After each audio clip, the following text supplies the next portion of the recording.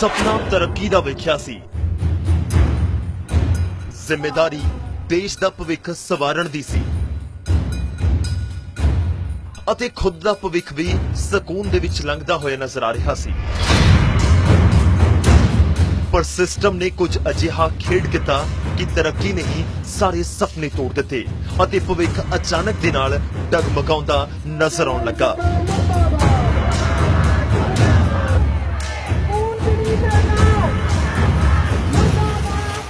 ਹੁਣ ਹੱਥਾਂ ਦੇ ਵਿੱਚ ਵਿਰੋਧੀਆਂ ਤਖਤੀਆਂ ਅਤੇ ਜ਼ੁਬਾਨ ਉੱਤੇ ਸਰਕਾਰ ਦੇ ਖਿਲਾਫ ਗੁੱਸਾ ਫੁੱਟ ਰਿਹਾ ਹੈ।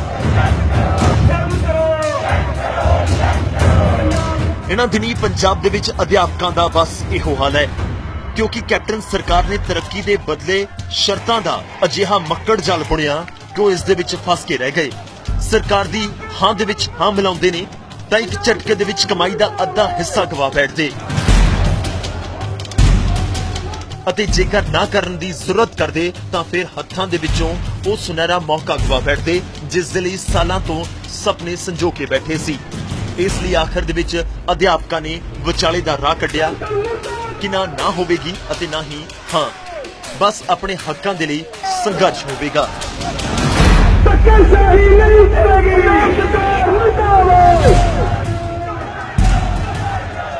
ਅੱਜ ਨਿਊਜ਼ 18 ਅਧਿਆਪਕਾਂ ਨੂੰ ਇਸ ਸੰਘਰਸ਼ ਦੇ ਲਈ ਮਜਬੂਰ ਕਰਨ ਵਾਲੇ ਸਿਸਟਮ ਨੂੰ ਬੇਨਕਾਬ ਕਰਨ ਵਾਲਾ ਹੈ। ਦਸਤਾਵੇਜ਼ਾਂ ਦੇ ਜ਼ਰੀਏ ਤੁਹਾਨੂੰ ਪਤਾ ਲੱਗੇਗਾ ਕਿ ਸੰਘਰਸ਼ ਦੇ ਬੀਜ ਤਾਂ ਸਾਲ ਪਹਿਲਾਂ ਹੀ ਬੋ ਦਿੱਤੇ ਗਏ ਸਨ ਅਤੇ ਫਿਰ ਹੁਕਮਰਾਨ ਡੂੰਗੀ ਨੀਂਦ ਦੇ ਵਿੱਚ ਸੋ ਗਏ।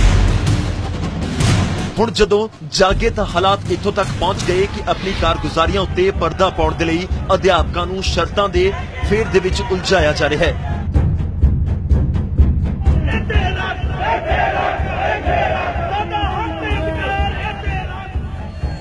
सीएम सिटी पटियाला तो लैके सूबे के दूजे शहरों तक दे विच अध्यापकों ने सरकार के खिलाफ मोर्चा खोलिया होया है।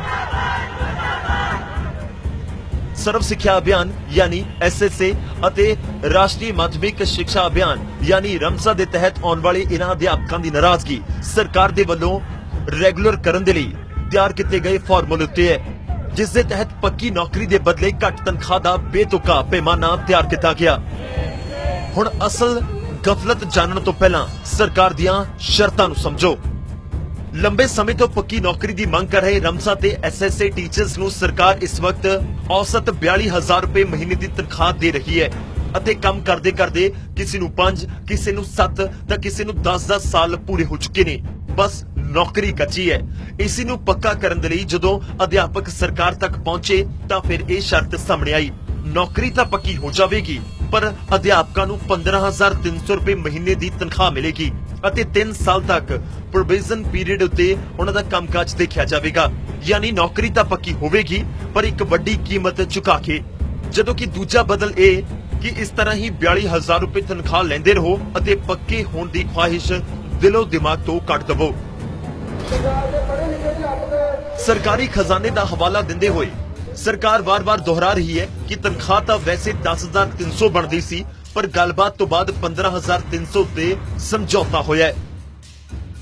उन्होंने ऑप्शन दिती सी कि या तो जिहड़ा तुहानूं पैसा हुण मिल रहा तुसीं ओही लई चलो and carry on in that, और if you want to be regularised then you have to come down to 15,300 10,300 तुहानूं मिल रहा है। असीं इहनूं बढ़ा के with grade pay included it comes to 15,300 which is less than the government of India's rates.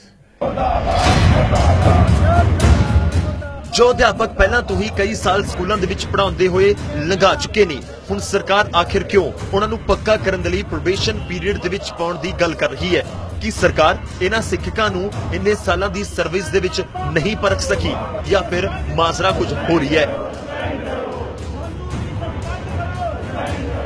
सरकार पढ़े लिखे वर्ग दे नाल गेम खेड रही है, कदे 10,300 कदे 1500 कहंदे जी 3 साल दा प्रोबेशन पीरियड देंगे। ओ इन्हां नूं पहला प्रोबेशन पीरियड दा मतलब समझाओ यार। 10 साल हो गया, प्रोबेशन पीरियड दा मतलब हुंदा तुसीं जदों बंदा सर्विस दे विच आ गया ओनूं टेस्ट करना कि वो सर्विस जोगा हैगा है, वो अपनी क्वालिटेटिव एजुकेशन अपनी क्वालिटी सर्विस दे पावेगा। 10 साल हो गया सानूं सर्विस करदिआं नूं, अजे तक इन्हां नूं प्रोबेशन पीरियड दा पता नहीं लगा। सवाल साडे जहन विच भी सी कि आखिर अजिही गल की हो गई कि कैप्टन सरकार ਸੂਬੇ ਦੇ ਸਕੂਲਾਂ ਦੇ ਵਿੱਚ ਪੜ੍ਹਾ ਰਹੇ ਤਜਰਬੇਕਾਰ ਅਧਿਆਪਕਾਂ ਨੂੰ ਇੱਕ ਵਾਰ ਮੁੜ ਤੋਂ ਉਸੇ ਪ੍ਰਕਿਰਿਆ ਤੋਂ ਲੰਘਣ ਨੂੰ ਕਹਿ ਰਹੀ ਹੈ ਜਿਸ ਤੋਂ ਸਾਲਾਂ ਪਹਿਲਾਂ ਹੀ ਲੰਘ ਚੁੱਕੇ ਨੇ। ਜਿਸ ਤਨਖਾਹ ਉੱਤੇ ਸਾਲਾਂ ਪਹਿਲਾਂ ਨੌਕਰੀ ਸ਼ੁਰੂ ਕੀਤੀ ਸੀ ਉਨੀ ਹੀ ਤਨਖਾਹ ਉੱਤੇ ਕੰਮ ਕਰਨ ਨੂੰ ਸਰਕਾਰ ਕਹਿ ਰਹੀ ਹੈ। ਤਾਂ ਇਹਨਾਂ ਸਵਾਲਾਂ ਦਾ ਜਵਾਬ ਇਹਨਾਂ ਕਾਗਜ਼ਾਂ ਅਤੇ ਇਹਨਾਂ ਵਿੱਚ ਲੁਕੀਆਂ ਹੈਰਾਨ ਕਰਨ ਵਾਲੀਆਂ ਗੱਲਾਂ ਤੋਂ ਮਿਲਦਾ ਹੈ। ਯਕੀਨ ਕਰੋਗੇ ਕਿ ਅੱਜ ਆਪਣੇ ਹੱਕਾਂ ਦੀ ਲੜਾਈ ਲੜ ਰਹੇ ਇਹਨਾਂ ਅਧਿਆਪਕਾਂ ਦੇ ਹੱਕ ਤਾਂ ਸਰਕਾਰ ਨੇ ਉਸ ਵਕਤ ਹੀ ਖਤਮ ਕਰ ਦਿੱਤੇ ਸਨ ਜਦੋਂ ਇਹਨਾਂ ਦੀਆਂ ਨਿਯੁਕਤੀਆਂ ਹੋਈਆਂ ਸੀ। ਜੀ ਹਾਂ, ਮੌਜੂਦਾ ਸਮੇਂ ਦੀ ਗਫਲਤ ਦੀ ਸ਼ੁਰੂਆਤ ਹੀ ਅਧਿਆਪਕਾਂ ਦੀ ਨਿਯੁਕਤੀ ਦੇ ਨਾਲ ਸ਼ੁਰੂ ਹੁੰਦੀ ਹੈ, ਜਿਸ ਦੇ ਲਈ ਇਹ ਅਧਿਆਪਕ ਨਹੀਂ ਬਲਕਿ ਇਹਨਾਂ ਨੂੰ ਭਰਤੀ ਕਰਨ ਵਾਲੀ ਸਰਕਾਰ ਜ਼ਿਆਦਾ ਕਸੂਰਵਾਰ ਨਜ਼ਰ ਆਉਂਦੀ ਹੈ। ਅੱਜ ਮਜਬੂਰੀਆਂ ਗਿਣਾ ਰਹੀ ਸਰਕਾਰ ਇਹਨਾਂ ਅਧਿਆਪਕਾਂ ਨੂੰ ਆਪਣਾ ਕਹਿਣ ਤੋਂ ਵੀ ਕਤਰਾ ਰਹੀ ਹੈ। ਦਲੀਲ ਇਹ ਹੈ ਕਿ ਪੰਜਾਬ ਦੇ ਸਕੂਲਾਂ ਦੇ ਵਿੱਚ ਵਰਿਆਂ ਤੋਂ ਪੜ੍ਹਾ ਰਹੇ ਇਹਨਾਂ ਅਧਿਆਪਕਾਂ ਨੂੰ ਸਰਕਾਰ ਨੇ ਕਦੀ ਭਰਤੀ ਕੀਤਾ ਹੀ ਨਹੀਂ ਸੀ। ਇਹ ਸੋਸਾਇਟੀਆਂ ਦੇ ਟੀਚਰ ਨੇ ਸੈਂਟਰ ਦੀਆਂ ਸਕੀਮਾਂ ਨਾਲ ਇਹ ਲੱਗੇ ਨੇ। ਕੱਲ ਨੂੰ ਉੱਥੋਂ ਪੈਸੇ ਨਾ ਆਉਣ, ਕੱਲ ਨੂੰ ਸਕੀਮਾਂ ਬੰਦ ਹੋ ਜਾਣ, ਇਹ ਬੇਰੁਜ਼ਗਾਰ ਹੋ ਜਾਣ, ਕਿਉਂਕਿ ਕੰਟਰੈਕਟ ਬੇਸ ਤੇ ਜਿੰਨਾ ਚਿਰ ਕੰਮ ਹੈ ਉਹਨਾਂ ਚਿਰ ਹੀ ਆ ਨਾ। ਉਹਨਾਂ ਦੇ ਫਿਊਚਰ ਨੂੰ ਸੇਵ ਕੀਤਾ ਸਰਕਾਰ ਨੇ। ਕਿ ਇੱਕ ਅਦਾਰਾ ਹੈ ਪ੍ਰਾਈਵੇਟ ਅਦਾਰਾ, ਸਪੋਜ਼ ਕਰੋ ਕਿ ਤੁਸੀਂ ਕਿਸੇ ਪ੍ਰਾਈਵੇਟ ਅਦਾਰੇ 'ਚ ਕੰਮ ਕਰ ਰਹੇ ਹੋ। ਇਹ ਸਰਵ ਸਿੱਖਿਆ ਅਭਿਆਨ ਸੁਸਾਇਟੀ ਹੈ। ਸੁਸਾਇਟੀ ਇਹ ਵੱਖਰੀ ਹੈ, ਇਹਦੇ ਡਿਪਾਰਟਮੈਂਟ ਦੇ ਨਾਲ ਇਹ ਡਿਪਾਰਟਮੈਂਟ ਦੇ ਮੁਲਾਜ਼ਮ ਨਹੀਂ ਹੋ ਸਕਦੇ। ਸੁਸਾਇਟੀ ਡਿਪਾਰਟਮੈਂਟ ਨਹੀਂ ਹੈ, ਇਹ ਸਮਝਣ ਦੀ ਇੱਕ ਲੋੜ ਹੈ। ਸਹੀ ਸੁਣਿਆ ਤੁਸੀਂ, ਇਹ ਅਧਿਆਪਕ ਕਦੇ ਪੰਜਾਬ ਸਰਕਾਰ ਦੇ ਮੁਲਾਜ਼ਮ ਸੀ ਹੀ ਨਹੀਂ। ਸਾਬਕਾ ਸਰਕਾਰ ਤੋਂ ਲੈ ਕੇ ਮੌਜੂਦਾ ਸਰਕਾਰ ਤੱਕ ਹਾਲ ਇੱਕੋ ਜਿਹਾ ਹੈ। ਪਰ ਕੀ ਸਰਵ ਸਿੱਖਿਆ ਅਭਿਆਨ ਦੇ ਅਸਲ ਨਿਯਮ ਇਹੀ ਨੇ ਜੋ ਸਰਕਾਰ ਪੇਸ਼ ਕਰ ਰਹੀ ਹੈ ਅਤੇ ਕੀ ਕੇਂਦਰ ਦੇ ਪੱਧਰ ਤੇ ਸ਼ੁਰੂ ਹੋਈ ਇਸ ਯੋਜਨਾ ਨੂੰ ਅਮਲੀ ਜਾਮਾ ਪਹਿਨਾਉਣ ਦੇ ਵਿੱਚ ਹੀ ਖੋਟ ਰਹੀ? ਤਾਂ ਇਸ ਦਾ ਜਵਾਬ ਹੈ ਨਾ। ਜੀ ਹਾਂ, ਕੋਰੀ ਨਾ। ਕਿਉਂਕਿ ਯੋਜਨਾ ਵੀ ਬਿਹਤਰੀਨ ਸੀ ਅਤੇ ਮਕਸਦ ਵੀ ਚੰਗਾ, ਬਸ ਭੁੱਲ ਪੰਜਾਬ ਦੇ ਵਿੱਚ ਇਸ ਨੂੰ ਸਮਝਣ ਦੇ ਵਿੱਚ ਹੋ ਗਈ। ਅਤੇ ਦਸਤਾਵੇਜ਼ ਦੱਸਦੇ ਨੇ ਕਿ ਜੇਕਰ ਸਮਾਂ ਰਹਿੰਦੇ ਗਲਤੀਆਂ ਸੁਧਾਰ ਲੀਆਂ ਹੁੰਦੀਆਂ ਤਾਂ ਅਧਿਆਪਕਾਂ ਨੂੰ ਸੜਕਾਂ ਉੱਤੇ ਉਤਰਨਾ ਨਾ ਪੈਂਦਾ ਅਤੇ ਨਾ ਹੀ ਸਰਕਾਰ ਨੂੰ ਅਜਿਹੀਆਂ ਤੁਗਲਕੀ ਸ਼ਰਤਾਂ ਦੇ ਨਾਲ ਜਾਲ ਬੁਣਨਾ ਪੈਂਦਾ। ਕਿਉਂਕਿ ਕੇਂਦਰ ਨੇ 5 ਸਾਲ ਪਹਿਲਾਂ ਹੀ ਪੰਜਾਬ ਸਰਕਾਰ ਨੂੰ ਅਗਾਹ ਕਰ ਦਿੱਤਾ ਸੀ ਕਿ ਸੂਬੇ 'ਚ ਐਸਐਸਏ ਦੇ ਤਹਿਤ ਅਧਿਆਪਕਾਂ ਦੀ ਨਿਯੁਕਤੀ ਦੀ ਪ੍ਰਕਿਰਿਆ ਹੀ ਗਲਤ ਅਪਣਾਈ ਗਈ ਹੈ। 4 ਮਾਰਚ 2013 ਨੂੰ ਕੇਂਦਰੀ ਮਨੁੱਖੀ ਸੰਸਾਧਨ ਮੰਤਰਾਲੇ ਦੇ ਵੱਲੋਂ ਜਾਰੀ ਇਹ ਲੈਟਰ ਸਾਫ਼-ਸਾਫ਼ ਦੱਸਦਾ ਹੈ ਕਿ ਪੰਜਾਬ ਦੇ ਵਿੱਚ ਨਿਯਮਾਂ ਦੀਆਂ ਧੱਜੀਆਂ ਉਡਾਈਆਂ ਜਾ ਰਹੀਆਂ ਨੇ। ਜਦੋਂ ਪੰਜਾਬ ਸਰਕਾਰ ਨੇ ਐਸਐਸਏ ਅਧਿਆਪਕਾਂ ਦੀ ਤਨਖਾਹ ਦੇ ਬਾਬਤ ਕੇਂਦਰ ਤੋਂ ਫੰਡ ਜਾਰੀ ਕਰਨ ਦੀ ਮੰਗ ਕੀਤੀ ਸੀ ਤੇ ਉਸ ਦੇ ਜਵਾਬ ਦੇ ਵਿੱਚ ਹੀ ਐਚਆਰਡੀ ਮੰਤਰਾਲੇ ਨੇ ਉਸ ਵੇਲੇ ਦੀ ਸੂਬਾ ਸਰਕਾਰ ਦੀ ਨੀਂਦ ਤੋੜਨ ਦੇ ਲਈ ਇਹ ਚਿੱਠੀ ਭੇਜੀ ਸੀ। ਉਸ ਵੇਲੇ ਦੇ ਸਟੇਟ ਪ੍ਰੋਜੈਕਟ ਡਾਇਰੈਕਟਰ ਕਾਨ ਸਿੰਘ ਪੰਨੂ ਦੇ ਨਾਮ ਭੇਜੀ ਇਸ ਚਿੱਠੀ ਦੇ ਵਿੱਚ ਕਿਹਾ ਗਿਆ ਕਿ ਐਸਐਸਏ ਯੋਜਨਾ ਸਰਵ ਸਿੱਖਿਆ ਅਭਿਆਨ ਦੇ ਤਹਿਤ ਮਨਜ਼ੂਰ ਸਕੂਲਾਂ ਦੇ ਵਿੱਚ ਨਵੇਂ ਅਤੇ ਵਾਧੂ ਟੀਚਰਸ ਦੇ ਲਈ ਸਹਾਇਤਾ ਦਿੰਦੀ ਹੈ। ਸੂਬਿਆਂ ਨੂੰ ਵਾਧੂ ਅਧਿਆਪਕਾਂ ਦੇ ਲਈ ਇਹ ਸਹਾਇਤਾ ਠੀਕ ਉਸੇ ਸਕੇਲ ਅਤੇ ਸਰਵਿਸ ਕੰਡੀਸ਼ਨ ਉੱਤੇ ਦਿੱਤੀ ਜਾਵੇਗੀ ਜੋ ਕਿ ਸਟੇਟ ਕੈਡਰ ਦੇ ਅਧਿਆਪਕਾਂ ਦੇ ਲਈ ਤੈਅ ਹੈ। ਐਸਐਸਏ ਅਧਿਆਪਕਾਂ ਦੀ ਭਰਤੀ ਦੇ ਲਈ ਨਾ ਤਾਂ ਕੋਈ ਵੱਖਰਾ ਪੇ ਸਕੇਲ ਹੈ ਅਤੇ ਨਾ ਹੀ ਕੋਈ ਵੱਖਰਾ ਨਿਯਮ। ਜੀ ਹਾਂ, ਇਹ ਉਹ ਨਿਯਮ ਅਤੇ ਪੈਮਾਨੇ ਸਨ ਜਿਨ੍ਹਾਂ ਨੂੰ ਕੇਂਦਰ ਨੇ ਸਰਵ ਸਿੱਖਿਆ ਅਭਿਆਨ ਦੇ ਤਹਿਤ ਅਧਿਆਪਕਾਂ ਦੀ ਭਰਤੀ ਦੇ ਲਈ ਤੈਅ ਕੀਤਾ ਸੀ। ਪਰ ਪੰਜਾਬ ਨੇ ਕੀ ਕੀਤਾ? ਇਹ ਇਸੇ ਖੱਤ ਦੇ ਦੂਸਰੇ ਹਿੱਸੇ ਦੇ ਵਿੱਚ ਸਮਝੋ, ਜਿਸ ਦੇ ਵਿੱਚ ਸਾਫ਼-ਸਾਫ਼ ਲਿਖਿਆ ਗਿਆ ਹੈ ਕਿ ਇਹ ਪਾਇਆ ਗਿਆ ਹੈ ਕਿ ਪੰਜਾਬ ਦੇ ਵਿੱਚ ਕੰਟਰੈਕਟ ਅਧਿਆਪਕਾਂ ਦੇ ਲਈ ਇੱਕ ਵਕਤ ਤੋਂ ਐਸਐਸਏ ਕੈਡਰ ਬਣਾਇਆ ਗਿਆ ਹੈ ਅਤੇ ਇਸ ਦੇ ਲਈ ਭਰਤੀ ਅਧਿਆਪਕਾਂ ਨੂੰ ਸਿਰਫ ਐਸਐਸਏ ਸਕੂਲਾਂ ਦੇ ਵਿੱਚ ਤੈਨਾਤ ਕੀਤਾ ਜਾ ਰਿਹਾ ਹੈ। ਇਹ ਪੂਰੀ ਤਰ੍ਹਾਂ ਗਲਤ ਹੈ। ਜਿੰਨੇ ਵੀ ਸਕੂਲਾਂ ਨੂੰ ਐਸਐਸਏ ਦੇ ਤਹਿਤ ਫੰਡਿੰਗ ਮਿਲ ਰਹੀ ਹੈ ਉਹ ਸਾਰੇ ਸਕੂਲ ਅਤੇ ਉੱਥੇ ਕੰਮ ਕਰ ਰਹੇ ਅਧਿਆਪਕ ਸਾਰੇ ਸੂਬਾ ਸਰਕਾਰ ਦੇ ਹੀ ਨੇ। ਐਸਐਸਏ ਸਿਰਫ ਇੱਕ ਪ੍ਰੋਗਰਾਮ ਹੈ ਜਿਸ ਦੇ ਜ਼ਰੀਏ ਸੂਬਿਆਂ ਨੂੰ ਮੁੱਢਲੀ ਸਿੱਖਿਆ ਦੇ ਵਿਕਾਸ ਅਤੇ ਇਸ ਦੇ ਬਿਹਤਰੀ ਦੇ ਲਈ ਫੰਡ ਮੁਹੱਈਆ ਕਰਵਾਇਆ ਜਾਂਦਾ ਹੈ। ਜੋ ਕੁਝ ਤੁਸੀਂ ਹੁਣੀ ਵੇਖਿਆ ਅਤੇ ਸੁਣਿਆ ਉਹ 100% ਸੱਚ ਹੈ। ਇਹ ਉਹ ਪੂਰਾ ਸੱਚ ਹੈ ਜਿਸ ਨੂੰ ਪਿਛਲੀ ਸਰਕਾਰ ਨੇ ਨਜ਼ਰਅੰਦਾਜ਼ ਕੀਤਾ ਅਤੇ ਹੁਣ ਆਪਣੇ ਅਧੂਰੇ ਸੱਚ ਵਿੱਚ ਮੌਜੂਦਾ ਸਰਕਾਰ ਲੁਕੋ ਰਹੀ ਹੈ। ਅਸੀਂ ਕਿਹਾ ਜਿੰਨੇ ਕਰਨਾ ਉਹ ਕਰ ਲੈ, ਨਹੀਂ ਤੇ ਸੁਸਾਇਟੀਆਂ 'ਚ ਲੱਗਾ ਰਵੇ, ਉਹ 42,000 ਰੁਪਇਆ ਆਪਣਾ ਲੈਂਦਾ ਰਵੇ। ਅਸੀਂ ਇਹਨਾਂ ਨੂੰ ਮਜਬੂਰ ਥੋੜਾ ਕਰ ਰਹੇ ਹਾਂ ਕਿ ਤੁਸੀਂ ਉਧਰੋਂ ਛੱਡ ਕੇ ਪੱਕੇ ਹੋ ਜਾਓ। ਅਸੀਂ ਆਨੇ ਜਿੰਨੇ ਉਧਰ ਰਹਿਣਾ ਉਧਰ ਆ ਜੇ, ਜਿੰਨੇ ਆਪਣਾ ਫਿਊਚਰ ਸੇਵ ਕਰਨਾ ਉਹ ਇੱਧਰ ਆ ਜੇ। ਇਹਨਾਂ ਦੇ ਕਹਿਣ ਤੇ ਕੀਤਾ, ਅਸੀਂ ਧੱਕਾ ਨਹੀਂ ਕਰ ਰਹੇ। ਸਰਕਾਰ ਜਿਹੜੀ ਆ ਉਹ ਸਾਡੇ ਭਰਾ ਭਾਈ ਨੇ, ਸਾਡੇ ਬੱਚੇ ਨੇ, ਅਸੀਂ ਉਹਨਾਂ ਨਾਲ ਧੱਕੇ ਨਹੀਂ ਕਰ ਰਹੇ। ਇਸੇ ਚਿੱਠੀ ਦੀ ਆਖਰੀ ਲਾਈਨ ਬੇहद ਅਹਿਮ ਹੈ ਜਿਸ ਵਿੱਚ ਸੂਬਾ ਸਰਕਾਰ ਨੂੰ ਸਲਾਹ ਸੀ ਅਤੇ ਅੱਜ ਦੇ ਹਾਲਾਤ ਦੇ ਲਈ ਭਵਿੱਖਬਾਣੀ ਵੀ। ਇਸ ਦੇ ਵਿੱਚ ਲਿਖਿਆ ਗਿਆ ਸੀ ਕਿ ਸੂਬਾ ਸਰਕਾਰ ਨੂੰ ਸਲਾਹ ਦਿੱਤੀ ਜਾਂਦੀ ਹੈ ਕਿ ਇਸ ਤਰ੍ਹਾਂ ਦੇ ਹਾਲਾਤ ਪੈਦਾ ਹੋਣ ਤੋਂ ਬਚੋ, ਪਰ ਕਿਸੇ ਨੇ ਸਲਾਹ ਨੂੰ ਗੰਭੀਰਤਾ ਦੇ ਨਾਲ ਲੈਣਾ ਮੁਨਾਸਿਬ ਨਹੀਂ ਸਮਝਿਆ ਅਤੇ ਨਤੀਜਾ ਇਹ ਹੈ ਕਿ ਅੱਜ ਸਰਕਾਰ ਦੀਆਂ ਹੀ ਖਾਮੀਆਂ ਨਾਲ ਤਿਆਰ ਹੋਏ ਹਾਲਾਤ ਅਧਿਆਪਕਾਂ ਨੂੰ ਸੜਕਾਂ ਉੱਤੇ ਲੈ ਆਏ ਨੇ। ਕੇਂਦਰ ਦੇ ਵੱਲੋਂ ਪੰਜਾਬ ਨੂੰ ਆਈ ਇਹ ਇਕਲੌਤੀ ਸਲਾਹ ਨਹੀਂ ਸੀ, ਕਿਉਂਕਿ ਸਰਕਾਰੀ ਦਸਤਾਵੇਜ਼ ਹੀ ਦੱਸਦੇ ਨੇ ਕਿ ਸੂਬੇ ਦੇ ਵਿੱਚ ਵਾਰ-ਵਾਰ ਹਿਦਾਇਤਾਂ ਨੂੰ ਨਜ਼ਰਅੰਦਾਜ਼ ਕੀਤਾ ਗਿਆ। 2013 ਦੀ ਇਸ ਚਿੱਠੀ ਤੋਂ ਜਦੋਂ ਪੰਜਾਬ ਅਤੇ ਪੰਜਾਬ ਵਰਗੇ ਹੀ ਦੇਸ਼ ਦੇ ਦੂਜੇ ਸੂਬਿਆਂ ਦੀ ਕੰਨ ਉੱਤੇ ਜੂੰ ਤੱਕ ਨਹੀਂ ਰਹੇਗੀ, ਤਾਂ ਫਿਰ ਕੇਂਦਰੀ ਮਨੁੱਖੀ ਸੰਸਾਧਨ ਮੰਤਰਾਲੇ ਦੇ ਵੱਲੋਂ ਜਨਵਰੀ 2014 ਦੇ ਵਿੱਚ ਸਰਕੂਲਰ ਜਾਰੀ ਕਰ ਇੱਕ ਜਨਤਕ ਹਿਦਾਇਤ ਦਿੱਤੀ ਗਈ, ਜਿਸ ਦੇ ਵਿੱਚ ਦੁਹਰਾਇਆ ਗਿਆ ਕਿ ਸੂਬਿਆਂ ਨੂੰ ਅਧਿਆਪਕਾਂ ਦਾ ਇੱਕ ਸੰਯੁਕਤ ਕੈਡਰ ਹੀ ਬਣਾਏ ਰੱਖਣਾ ਹੋਵੇਗਾ। ਅਲੱਗ ਤੋਂ ਐਸਐਸਏ ਕੈਡਰ ਜਾਇਜ਼ ਨਹੀਂ ਹੈ, ਕਿਉਂਕਿ ਆਖਿਰਕਾਰ ਸਾਰੇ ਟੀਚਰ ਸਿੱਖਿਆ ਵਿਭਾਗ ਦੇ ਹੀ ਨੇ। ਲੰਬੇ ਸਮੇਂ ਤੋਂ ਐਸਐਸਏ ਅਧਿਆਪਕਾਂ ਦੇ ਲਈ ਹੱਕ ਦੀ ਆਵਾਜ਼ ਬੁਲੰਦ ਕਰ ਰਹੀ ਚੰਡੀਗੜ੍ਹ ਸਰਵ ਸਿੱਖਿਆ ਅਭਿਆਨ ਟੀਚਰਸ ਵੈਲਫੇਅਰ ਐਸੋਸੀਏਸ਼ਨ ਦੇ ਮੁਖੀ ਅਰਵਿੰਦ ਰਾਣਾ ਇਸ ਪੂਰੀ ਗਫਲਤ ਨੂੰ ਜਿਸ ਢੰਗ ਦੇ ਨਾਲ ਸਮਝਾਉਂਦੇ ਨੇ, ਇਸ ਤੋਂ ਬਾਅਦ ਤਾਂ ਸਿਰਫ ਇਹੀ ਕਹਿਣ ਨੂੰ ਬਚਦਾ ਹੈ ਕਿ ਕਰਨੀ ਸਰਕਾਰਾਂ ਦੀ ਸੀ ਅਤੇ ਭਰਨੀ ਅੱਜ अध्यापकों ਨੂੰ ਪੈ ਰਹੀ है। पंजाब गवर्नमेंट ने जब 2008 में ये सिस्टम शुरू हुआ तो उन्होंने सर्व शिक्षा अभियान सोसाइटी अथॉरिटी बना दी, राष्ट्रीय माध्यमिक शिक्षा अभियान अथॉरिटी बनाई और पहली से 8वीं क्लास तक पढ़ाने के लिए जो टीचर थे, जो ईटीटी टीचर्स है, एलिमेंट्री बोलते हैं, और ट्रेन ग्रेजुएट टीचर है जो 6वीं से 8वीं पढ़ाते हैं, वो उन्होंने सर्व शिक्षा अभियान अथॉरिटी के हेड के अंदर अपॉइंट कर लिए, जो अपने आप में एक बहुत बड़ा वॉयलेशन था, एनोमली थी। और सिमिलरली राष्ट्रीय माध्यमिक शिक्षा अभियान के अंदर जो उन्होंने अथॉरिटी बनाई, टीचर भी वहीं अपॉइंट कर लिए, ये भी एक बहुत बड़ी अनोमली थी। होना क्या चाहिए था कि जो सेंटर ने इनको बजट इशू किया, इनको पोस्ट दी, बजट इशू किया, ये पोस्टें स्टेट गवर्नमेंट को अपने एजुकेशन डिपार्टमेंट के अंदर क्रिएट करनी थी और उसके बाद टीचर्स की अपॉइंटमेंट करनी थी। ਹੁਣ ਸਾਲ 2000-2001 ਦੇ ਵਿੱਚ ਦੇਸ਼ ਭਰ ਦੇ ਵਿੱਚ ਸ਼ੁਰੂ ਹੋਏ ਸਰਵ ਸਿੱਖਿਆ ਅਭਿਆਨ ਦੇ ਬਾਰੇ ਦੇ ਵਿੱਚ ਵੀ ਕੁਝ ਹੋਰ ਜਾਣ ਲਓ, ਤਾਂ ਕਿ ਟੀਚਰਸ ਦੇ ਨਾਲ ਹੋਈ ਇਸ ਸਰਕਾਰੀ ਚੀਟਿੰਗ ਨੂੰ ਸਮਝਣ ਦੇ ਵਿੱਚ ਆਸਾਨੀ ਹੋਵੇ। ਦਰਅਸਲ ਕੇਂਦਰ ਸਰਕਾਰ ਨੇ ਸੂਬਿਆਂ ਦੇ ਵਿੱਚ ਸਿੱਖਿਆ ਦੇ ਪੱਧਰ, ਨਵੇਂ ਸਕੂਲ ਬਣਾਉਣ, ਟੀਚਰਸ ਰੱਖਣ ਅਤੇ ਵਧੀਆ ਸਹੂਲਤਾਂ ਮੁਹੱਈਆ ਕਰਵਾਉਣ ਦੇ ਮਕਸਦ ਦੇ ਨਾਲ ਇਹ ਯੋਜਨਾ ਸ਼ੁਰੂ ਕੀਤੀ ਸੀ। ਇਸ ਦੇ ਵਿੱਚ ਹਰ ਬੱਚੇ ਤੱਕ ਮੁੱਢਲੀ ਸਿੱਖਿਆ ਪਹੁੰਚਾਉਣ ਦਾ ਧਿਆਨ ਦਿੱਤਾ ਗਿਆ। ਇਸੀ ਦੇ ਦੂਜੇ ਗੇੜ ਵਿੱਚ ਰਾਸ਼ਟਰੀ ਮਾਧਿਅਮਿਕ ਸਿੱਖਿਆ ਅਭਿਆਨ ਯਾਨੀ ਰਮਸਾ ਸਾਲ 2009 ਦੇ ਵਿੱਚ ਲਾਗੂ ਹੋਇਆ, ਜਿਸ ਵਿੱਚ ਮਿਡਲ ਸਕੂਲਾਂ ਦੇ ਵਿੱਚ ਸਿੱਖਿਆ ਨੂੰ ਬਿਹਤਰ ਕਰਨ ਦਾ ਮਕਸਦ ਰੱਖਿਆ ਗਿਆ। ਦੋਨੋਂ ਹੀ ਯੋਜਨਾਵਾਂ 'ਚ ਕੇਂਦਰ ਅਤੇ ਸੂਬਾ ਸਰਕਾਰਾਂ ਦੋਨੋਂ ਹੀ ਇਸ ਨੂੰ ਮਿਲ ਕੇ ਚਲਾਉਂਦੇ ਆ ਰਹੇ ਹਨ। ਇਸੀ ਸਾਲ ਹੋਏ ਇੱਕ ਵੱਡੇ ਬਦਲਾਅ ਤੋਂ ਪਹਿਲਾਂ ਇਹਨਾਂ ਯੋਜਨਾਵਾਂ ਵਿੱਚ 60% ਕੇਂਦਰ ਜਦੋਂ ਕਿ 40% ਸੂਬਾ ਸਰਕਾਰ ਦਾ ਹਿੱਸਾ ਸੀ। ਹਾਲਾਂਕਿ ਪਹਾੜੀ ਸੂਬਿਆਂ ਦੇ ਲਈ ਇਹ ਹਿੱਸੇਦਾਰੀ 90-10 ਦੇ ਅਨੁਪਾਤ ਦੀ ਸੀ। ਪਰ ਪੰਜਾਬ ਦੇ ਵਿੱਚ ਤਾਂ ਇੱਕ ਵਾਕਈ ਖੇਡ ਹੋ ਗਿਆ। ਇੱਥੇ ਸਾਬਕਾ ਸਰਕਾਰ ਨੇ ਇਸ ਯੋਜਨਾ ਨੂੰ ਆਪਣੇ ਹੀ ਢੰਗ ਦੇ ਨਾਲ ਅਮਲ ਦੇ ਵਿੱਚ ਲਿਆ ਦਿੱਤਾ। ਯੋਜਨਾ ਦੇ ਵਿੱਚ ਕਿਤੇ ਵੀ ਨਹੀਂ ਕਿਹਾ ਗਿਆ ਸੀ ਕਿ ਵਕਤ ਤੋਂ ਕੋਈ ਅਥਾਰਟੀ ਖੜੀ ਕਰ ਅਧਿਆਪਕਾਂ ਦੀ ਭਰਤੀ ਹੋਵੇਗੀ ਅਤੇ ਉਹਨਾਂ ਨੂੰ ਸੂਬਾ ਸਰਕਾਰ ਤੋਂ ਵੱਖ ਐਸਐਸਏ ਕੈਡਰ ਦੇ ਵਿੱਚ ਗਿਣਿਆ ਜਾਵੇਗਾ। ਬਾਵਜੂਦ ਇਸ ਦੇ ਪੰਜਾਬ ਦੇ ਵਿੱਚ ਅਜਿਹਾ ਹੀ ਹੁੰਦਾ ਰਿਹਾ। ਇੱਥੇ ਐਸਐਸਏ ਅਤੇ ਰਮਜ਼ਾ ਦੇ ਤਹਿਤ ਅਧਿਆਪਕਾਂ ਦੇ ਲਈ ਵਕਤ ਤੋਂ ਇੱਕ ਅਥਾਰਟੀ ਦੇ ਤਹਿਤ ਭਰਤੀ ਹੁੰਦੀ ਰਹੀ। ਅਧਿਆਪਕ ਸਮਝਦੇ ਰਹੇ ਕਿ ਉਹ ਪੰਜਾਬ ਸਰਕਾਰ ਦੇ ਲਈ ਕੰਮ ਕਰ ਰਹੇ ਨੇ, ਪਰ ਅੱਜ ਪਤਾ ਲੱਗ ਰਿਹਾ ਹੈ ਕਿ ਸਰਕਾਰ ਤਾਂ ਉਹਨਾਂ ਨੂੰ ਕਿਸੇ ਨਿੱਜੀ ਕੰਪਨੀ ਦੇ ਮੁਲਾਜ਼ਮ ਦੀ ਤਰ੍ਹਾਂ ਹੀ ਮੰਨ ਕੇ ਚੱਲ ਰਹੀ ਹੈ। ਕੋਈ ਬੰਦਾ ਜਿਹੜਾ ਕੋਈ ਹੋਰ ਹੀ ਡਿਪਾਰਟਮੈਂਟ ਬੜੇ ਨੇ, ਕੱਲਾ ਐਜੂਕੇਸ਼ਨ ਡਿਪਾਰਟਮੈਂਟ ਤੇ ਨਹੀਂ ਨਾ, ਫਿਰ ਕੰਟੈਕਟ ਬੇਸ ਤੇ ਹਰ ਥਾਂ ਤੇ ਲੱਗੇ, ਉਹ ਵੀ ਕਹਿਣਗੇ ਸਾਨੂੰ ਵੀ ਇੰਨੀ ਸੈਲਰੀ ਤੇ ਪੱਕਿਆ ਕਰ ਦਿਓ। ਜਿਹੜੀ ਮਰਜ਼ੀ ਯੂਨੀਅਨ ਧਰਨੇ ਤੇ ਬਹਿ ਜਾ ਕਰੂਗੀ ਵੀ ਸਾਨੂੰ ਵੀ, ਸਾਡੇ ਵੀ ਇੰਨੇ EMPLOYE ਲੱਗੇ ਨੇ ਕੰਟੈਕਟ ਬੇਸ ਤੇ, ਇਹਨਾਂ ਨੂੰ ਇੰਨੀ ਸੈਲਰੀ ਤੇ ਪੱਕਿਆ ਕਰ ਦਿਓ। ਕਿਸ ਤਰ੍ਹਾਂ ਸਰਕਾਰ कर सकती है?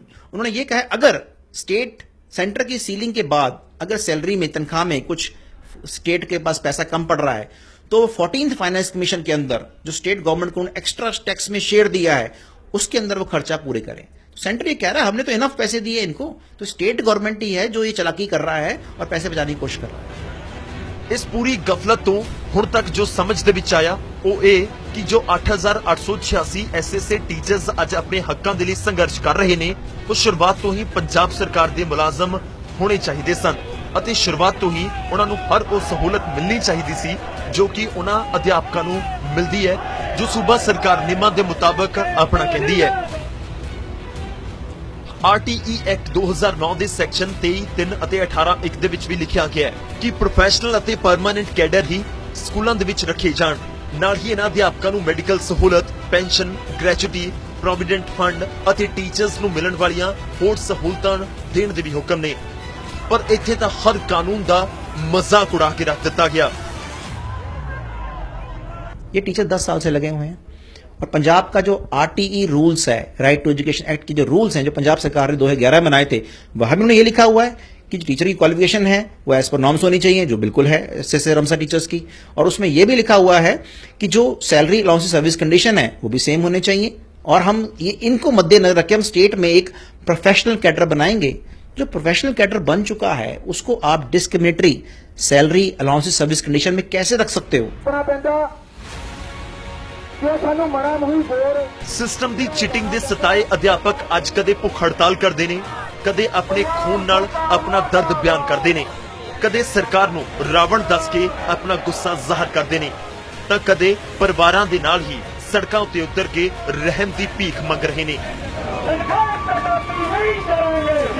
ਪਰ ਜਵਾਬ ਦੇ ਵਿੱਚ ਸਰਕਾਰ ਸਿਰਫ ਉਹੀ ਨਿਯਮ ਅਤੇ ਕਾਨੂੰਨ ਯਾਦ ਦਿਵਾਉਂਦੀ ਹੈ ਜੋ ਸਰਕਾਰ ਦੀ ਸਹੂਲਤ ਦੇ ਹਿਸਾਬ ਦੇ ਨਾਲ ਬਿਲਕੁਲ ਮਾਕੂਲ ਬੈਠਦੇ ਹੋਣ।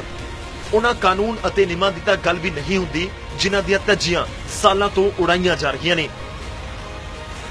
ਬਹੁਤ ਸਾਰੇ ਸਰਕਾਰੀ ਡਿਪਾਰਟਮੈਂਟ ਹੈ ਜਿਹੜੇ ਕਿ ਆਪਣੀ ਸੇਵਾਵਾਂ ਜਿਨ੍ਹਾਂ ਨੂੰ ਕਿ ਪ੍ਰਾਈਵੇਟ ਅਦਾਰੇ ਵੀ ਸੇਵਾਵਾਂ ਦਿੰਦੇ ਆ, ਸਰਕਾਰਾਂ ਲੈਂਦੀਆਂ, ਕੋਈ ਗਲਤ ਇਹਦੇ ਵਿੱਚ ਕੋਈ ਗਲਤ ਨਹੀਂ ਹੈ। ਇਹ ਜਿਹੜੀ ਜੋ ਸੁਸਾਇਟੀਆਂ ਬਣਾਈ ਗਈ ਕਿਉਂਕਿ ਇਹਦੀ ਫੰਡਿੰਗ ਜਿਹੜੀ ਹੈਗੀ ਉਹ ਸਰਕਾਰਾਂ ਵੱਲੋਂ ਹੀ ਹੈ। ਓਬਵੀਅਸਲੀ ਇਹਦਾ ਮਕਸਦ ਜਿਹੜਾ ਸੀਗਾ ਰਾਈਟ ਟੂ ਐਜੂਕੇਸ਼ਨ ਐਕਟ ਨੂੰ ਇੰਪਲੀਮੈਂਟ ਕਰਨਾ तो सप्लीमेंट करना सी डिपार्टमेंट्स बट सोसाइटियां सीगियां, सोसाइटियां के मुलाजम है, इस गल कोई नकार नहीं सकता। मेरे को इन्हां दा अपॉइंटमेंट लैटर भी है जिस अपॉइंटमेंट लैटर दे विच ये लिखा हुआ है कि इन्हां दी सेवावां जिहड़ी कॉन्ट्रैक्ट ते हैं। ਅਧਿਆਪਕਾਂ ਦੇ ਜ਼ਖਮਾਂ ਉੱਤੇ ਮੱਲਮ ਲਗਾਉਣ ਦੇ ਲਈ ਵੀ ਸੂਬੇ ਦੇ ਵਿੱਚ ਸਿਆਸੀ ਰੇਸ ਲੱਗੀ ਹੈ। 10 ਸਾਲ ਤੱਕ ਸੂਬੇ ਤੇ ਰਾਜ ਕਰਨ ਵਾਲੇ ਅਤੇ ਇਹਨਾਂ ਹਾਲਾਤਾਂ ਦੇ ਅਸਲ ਜ਼ਿੰਮੇਵਾਰ ਹੁਣ ਅਧਿਆਪਕਾਂ ਦਾ ਹਮਦਰਦ ਬਣ ਰਹੇ ਨੇ। ਪਰ ਇਸ ਸਵਾਲ ਦਾ ਜਵਾਬ ਕੌਣ ਦੇਵੇਗਾ ਕਿ ਆਖਿਰ ਕਿਉਂ ਉਹਨਾਂ ਅਧਿਆਪਕਾਂ ਦੇ ਭਵਿੱਖ ਦੇ ਨਾਲ ਇੰਨਾ ਵੱਡਾ ਖਿਲਵਾੜ ਕੀਤਾ ਗਿਆ? ਕਿਉਂ ਨਹੀਂ ਕੇਂਦਰ ਦੀ ਇਸ ਗੰਭੀਰ ਹਦਾਇਤ ਉੱਤੇ ਅਮਲ ਕੀਤਾ ਗਿਆ? ਅੱਜ ਹਾਲਾਤ ਕੀ ਹੈ ਪੰਜਾਬ ਦੇ? ਜਿਹੜੇ ਟੀਚਰ ਹੈ ਅੱਜ ਤੁਸੀਂ ਦੇਖੋ ਰਮਸਾ ਐਸਐਸ ਦੇ ਟੀਚਰ ਵਿਚਾਰੇ ਉਹਨਾਂ ਨੂੰ ਕੀ ਕਹਿ ਰਹੇ 40,000 ਤੋਂ ਕਹਿ ਰਹੇ ਸਰਕਾਰ ਕਰ ਦਿਓ 15,000। 15,000 ਨਾਲ ਗੁਜ਼ਾਰਾ ਹੁੰਦਾ ਹੈ? ਆ ਸਾਜ਼ਿਸ਼ ਕੀ ਹੈ? ਪੱਕੇ ਕਰਨ ਦੀ ਜਾਏ ਤੁਸੀਂ ਉਹਨਾਂ ਪ੍ਰੈਸ਼ਰ ਪਾ ਰਹੇ ਹੈ ਕਿ ਥੱਲੇ ਪਿੱਛੇ ਕਰਾਓ। ਇੱਕੋ ਇੱਕ ਉਹਨਾਂ ਦਾ ਸੰਦੇਸ਼ ਰਿਹਾ ਕਿ ਸਾਬਕਾ ਸਰਕਾਰ ਨੂੰ ਤਾਂ ਫਿਲਹਾਲ ਸਿਰਫ ਕੋਸ ਹੀ ਸਕਦੇ ਹਾਂ ਕਿ ਉਸਨੇ ਕੇਂਦਰ ਦੀ ਇਸ ਅਹਿਮ ਹਿਦਾਇਤ ਨੂੰ ਪੂਰੀ ਤਰ੍ਹਾਂ ਦੇ ਨਾਲ ਅਣਦੇਖਾ ਕਰ ਦਿੱਤਾ। ਪਰ ਮੌਜੂਦਾ ਸਰਕਾਰ ਤਾਂ ਅੱਜ ਬਣੇ ਹਾਲਾਤ ਦੇ ਲਈ ਜਾਂ ਤਾਂ ਸਰਕਾਰੀ ਖਜ਼ਾਨੇ ਦਾ ਰੋਣਾ ਰੋ ਰਹੀ ਹੈ ਜਾਂ ਫਿਰ ਕੇਂਦਰ ਉੱਤੇ ਉਂਗਲੀਆਂ ਚੁੱਕ ਰਹੀ ਹੈ। ਅਜਿਹਾ ਕਿਤੇ ਵੀ ਕੋਈ ਮੌਕਾ ਨਹੀਂ ਦਿਖਿਆ ਜਦੋਂ ਸਰਕਾਰ ਦਾ ਕੋਈ ਸ਼ਖਸ ਇਹ ਕਹਿੰਦਾ ਸੁਣਾਈ ਦਿੱਤਾ ਹੋਵੇ ਕਿ ਸਾਬਕਾ ਸਰਕਾਰ ਨੇ ਇੱਕ ਅਜਿਹੀ ਭੁੱਲ ਕੀਤੀ ਸੀ ਅਤੇ ਉਸ ਨੂੰ ਹੁਣ ਸੁਧਾਰਨ ਦੀ ਕੋਸ਼ਿਸ਼ ਕਰਾਂਗੇ। ਉਹ ਤਾਂ ਬਲਕਿ ਉਲਟਾ ਹੋਰ ਕਹਿੰਦੇ ਨੇ ਕਿ ਇਹ ਅਧਿਆਪਕ ਕਦੇ ਉਹਨਾਂ ਦੀ ਜ਼ਿੰਮੇਵਾਰੀ ਸੀ ਹੀ ਨਹੀਂ। ਇਹਨਾਂ ਦੀ ਸੈਲਰੀ ਨਹੀਂ ਘੱਟ ਕਰ ਰਹੇ, ਇਹਨਾਂ ਤੋਂ ਪਰਮਾਨੈਂਟ ਅਸੀਂ ਆਪਣੇ EMPLOYE ਬਣਾ ਲਿਆ। ਉਹਦਾ ਸਿਸਟਮ ਇਹ ਆ ਵੀ ਅਸੀਂ ਜਿਹਨੂੰ ਅਸੀਂ ਨਵੀਂ ਭਰਤੀ ਕਰਨੀ ਅਸੀਂ 10,300 ਦੇਣਾ। ਅਸੀਂ ਇਹਨਾਂ ਦੇ ਪੁਰਾਣਿਆਂ ਕਰਕੇ ਕੈਬਨਿਟ ਨੇ ਇੱਕ ਆਪਣੇ ਲੈਵਲ ਤੇ ਡਿਸੀਜਨ ਲਿਆ ਜਿਹੜਾ ਅਸੀਂ ਇਹਨਾਂ ਨੂੰ 5,000 ਐਕਸਟਰਾ ਦੇਣ ਲੱਗਿਆ। ਕੈਪਟਨ ਸਰਕਾਰ ਦੀ ਇੱਕ ਦਲੀਲ ਇਹ ਵੀ ਰਹੀ ਹੈ ਕਿ ਕੇਂਦਰ ਸਰਕਾਰ ਨੇ ਫੰਡਿੰਗ ਰੋਕ ਦਿੱਤੀ, ਪਰ ਇਹ ਪੂਰਾ ਮਾਮਲਾ ਸੱਚ ਨਹੀਂ। ਹਕੀਕਤ ਇਹ ਹੈ ਕਿ ਹੁਣ ਐਸਐਸਏ ਅਤੇ ਰਮਜ਼ਾ ਨੂੰ ਮਿਲਾ ਕੇ ਮੋਦੀ ਸਰਕਾਰ ਨੇ ਸਮਗਰ ਸਿੱਖਿਆ ਅਭਿਆਨ ਸ਼ੁਰੂ ਕੀਤਾ ਹੈ ਜਿਸ ਵਿੱਚ 12ਵੀਂ ਤੱਕ ਦੀ ਸਿੱਖਿਆ ਨੂੰ ਵੀ ਸ਼ਾਮਿਲ ਕੀਤਾ ਗਿਆ ਹੈ। ਹੁਣ ਤੱਕ ਯੋਜਨਾ ਦੇ ਲਈ ਕੇਂਦਰ ਦੇ ਵੱਲੋਂ ਪੰਜਾਬ ਨੂੰ 900 ਕਰੋੜ ਦੀ ਫੰਡਿੰਗ ਹੁੰਦੀ ਸੀ, ਪਰ 2018-2019 ਦੇ ਲਈ ਸਿਰਫ 533 ਕਰੋੜ ਹੀ ਜਾਰੀ ਕੀਤੇ ਗਏ ਨੇ। ਹੁਣ ਸ਼ਰਤ ਇਹ ਹੈ ਕਿ ਸੂਬਾ ਸਰਕਾਰ ਨੂੰ ਘੱਟ ਤੋਂ ਘੱਟ 890 ਕਰੋੜ ਦਾ ਪ੍ਰੋਜੈਕਟ ਪਲਾਨ ਅਤੇ ਆਪਣੇ ਹਿੱਸੇ ਦੀ 40% ਰਕਮ ਜਾਰੀ ਕਰਨ ਦਾ ਭਰੋਸਾ ਕੇਂਦਰ ਸਰਕਾਰ ਨੂੰ ਦੇਣਾ ਹੋਵੇਗਾ। ਇਸ ਬਦਲਾਅ ਦੇ ਪਿੱਛੇ ਕੇਂਦਰ ਸਰਕਾਰ ਦੀ ਦਲੀਲ ਰਹੀ ਕਿ ਸੂਬਿਆਂ ਦੀ ਪਰਫਾਰਮੈਂਸ ਦੇ ਆਧਾਰ ਉੱਤੇ ਹੀ ਫੰਡ ਜਾਰੀ ਕੀਤਾ ਗਿਆ, ਯਾਨੀ ਪਰਫਾਰਮੈਂਸ ਦੇ ਪੈਮਾਨੇ ਉੱਤੇ ਹੀ ਸੂਬਾ ਪਿਛੜਦਾ ਨਜ਼ਰ ਆਉਂਦਾ ਹੈ। ਪਰ ਕੇਂਦਰ ਦੇ ਵੱਲੋਂ ਜਾਰੀ ਪੁਰਾਣੇ ਖੱਤ ਤਾਂ ਪਹਿਲਾਂ ਤੋਂ ਹੀ ਅਗਾਹ ਕਰਦੇ ਰਹੇ ਨੇ ਕਿ ਸੂਬਾ ਸਰਕਾਰ ਸੰਭਲ ਜਾਏ ਅਤੇ ਯੋਜਨਾ ਨੂੰ ਆਪਣੇ ਢੰਗ ਨਾਲ ਸਮਝਣ ਅਤੇ ਲਾਗੂ ਕਰਨ ਦੀ ਗਲਤੀ ਨਾ ਕਰੇ। ਪਰ ਇੱਥੇ ਤਾਂ ਇਹ ਸਭ ਕੁਝ ਹੋਇਆ ਅਤੇ ਅੱਜ ਨਤੀਜਾ ਇਹ ਹੈ ਕਿ ਸਰਕਾਰ ਹੱਥ ਖੜੇ ਕਰ ਮਜਬੂਰੀ ਗਿਣਾ ਰਹੀ ਹੈ ਅਤੇ ਅਧਿਆਪਕ ਬੇਚਾਰੇ ਉਹਨਾਂ ਹੱਥਾਂ ਨੂੰ ਹੀ ਖੜਾ ਕਰ ਇਸ ਉਮੀਦ ਦੇ ਵਿੱਚ ਨੇ ਕਿ ਕਦੇ ਤਾਂ ਉਹਨਾਂ ਨੂੰ ਉਹਨਾਂ ਦਾ ਹੱਕ ਮਿਲੇਗਾ ਜੋ ਸਰਕਾਰੀ ਚੀਟਿੰਗ ਦਾ ਸ਼ਿਕਾਰ ਹੋ ਗਿਆ।